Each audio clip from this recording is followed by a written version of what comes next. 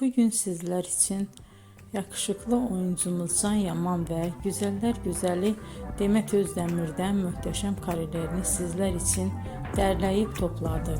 Can Yaman İnadına Aşk, Bay Yanlış, Dolunay, Erkenci Kuş dizi gibi dizilerde rol almış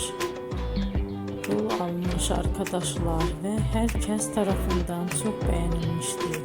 Biz de sizler için onların romantik karelerini derleyip topladık. Arkadaşlar, bu fotoların devamını gelmesini istiyorsanız emeğimize saygı olarak kanalımıza abone olup bol bol yorum yazmayı unutmayın. Arkadaşlar, bizi izleyen herkese teşekkür ederim. Bizden bu kadar.